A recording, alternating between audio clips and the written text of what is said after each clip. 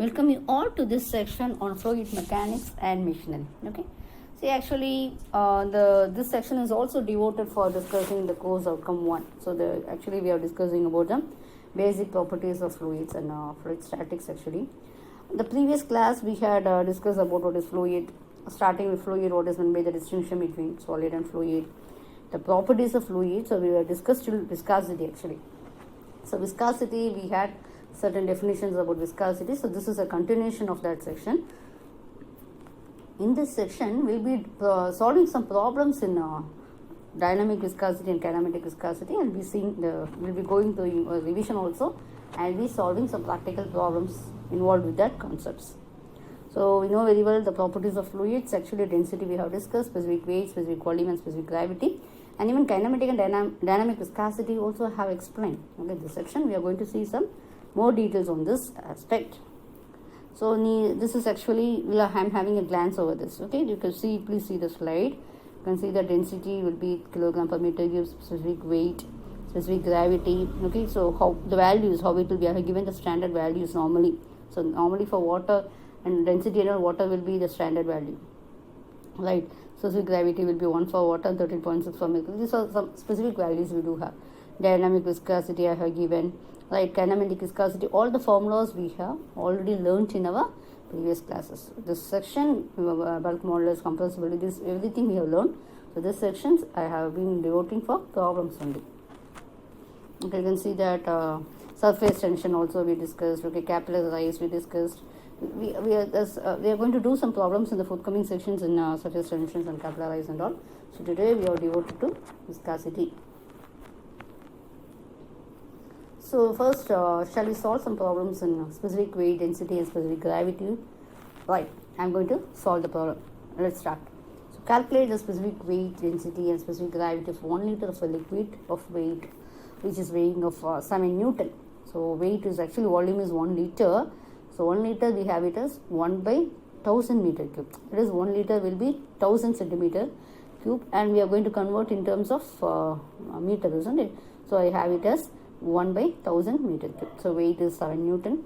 We know very well the specific weight formula is weight divided by volume. So, on the reciprocal we are having a 7000 Newton per meter cube.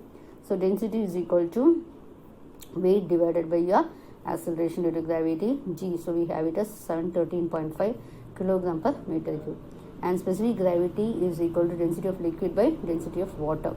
So, we have it as 0.7135. So, next one is actually I am having a plate of nearly 0.025 mm diameter distance from a fixed plate. Okay, I am having a plate at a distance of 0.025 mm distance from fixed plate, and it's moving at a velocity of 60 centimeter per square, and the force is actually 2 Newton per unit area, that is 2 Newton per meter square to maintain this speed. The force is this much is required. So, we have to determine the fluid viscosity between the plates. Okay. So, this distance between the plates will be dy will be is equal to 0.025 mm, or it is 0.025 into 10 to the power minus 3 meter. The velocity of upper plate is 60 centimeter per second, is 0.6 meter per second. The force on the upper plate is actually 2 Newton per meter square. Now, we have to find the value of shear stress. Okay, this tau is equal to nu into du by dy. The du by dy is actually du will be change in velocity, that is first is we are assuming as how it is actually. So, we have it as 0.6. Okay, so 0.6, and next one distance. So, what is the distance here? 0.25 into 10 to the power minus 3. So, tau is equal to how much actually they gave it as 2 Newton per meter square. Okay, so we have it as the values will be, we will have as tau is equal to nu into du by dy. So, we are going to find the velocity of nu. Okay, the nu will be of value will be 8.33 into 10 to the power minus 5 Newton second per meter square. So, when we are converting into poise, we will have multiplying by 10. Okay, so we get it as 8.33 into 10 to the power minus 4 poise. Okay, so thus we have found out the value of fluid viscosity in this problem. Next one. Next we are going to see that find the kinematic viscosity. So, the density will be 981 kilogram per meter cube. The shear stress will be 0.2452. The velocity gradient, that is du by dy. Okay, that's very essential. d is not du, it's du by gradient, so du by dy. And this tau is equal to nu into du by dy, so we are going to find the value of nu. Okay, so kinematic viscosity is equal to gamma is equal to mu by rho. Okay, so we are finding out the value. So calculating, we are getting it. So everything is actually, I am converting into terms of centimeter per square second. So 0.25 into 10 to the power 2 centimeter square by second. Okay, so now what I am doing here is 1 centimeter square by second is equal to stroke. Okay, so here 1 centimeter square by second, I am converting this in terms of stroke. We get it as, this is 0.125 into 10 to the into 100, so we'll get it as 12.5 centimeters square by second. So we know 1 centimeter square by second is equal to 1 stroke. So I am writing in terms of stroke. So kinematic viscosity will be written, the unit is stroke. Next one, determine the viscosity of a liquid having kinematic viscosity of 6 strokes and specific gravity of 1.9. So specific gravity of liquid is actually, we know very well, it is the ratio between density of the liquid and density of water. So they have given the specific gravity of liquid as 1.9. So we are finding the density of liquid is 1900 kilogram per meter cube. Next one, this is tau is equal to nu by rho. So we'll get the value of determine viscosity, will be having it as, we get it as 6 into 10 to the power of minus 4 into 1900. Okay, so that is 1.14 Newton second per meter square. So you are multiplying it by 10 to convert in terms of poise. Okay, so 1.14 into 10, we get it as 11.4 poise. Next one, we are having an equation. So in this, the velocity distribution is given by u is equal to 3 by 4y minus y square. Okay, velocity etc. Distance is y. So we have to calculate the shear stress that y is equal to 0.15 meter and take dynamic viscosity of fluid as 8.6 poise. So u is equal to 3 by 4 y minus y square. So du by dy is equal to 3 by 4 minus 2. So when you take it as y is equal to, at y is equal to 0.15, du by dy is equal to 3 by 4 into minus 2 into 0.15, you get it as 0.45.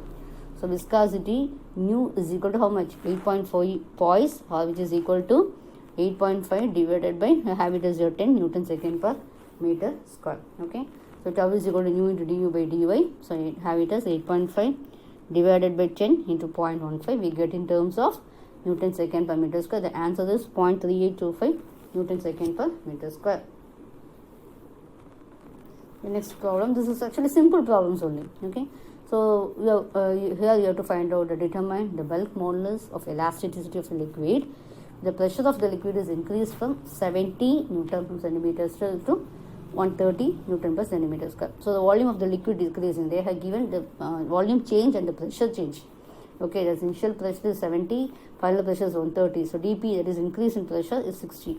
And decrease in volume 0.15, that is dV by V is equal to decrease. So that only minus will be, that is we have indicated, since it is a decrease.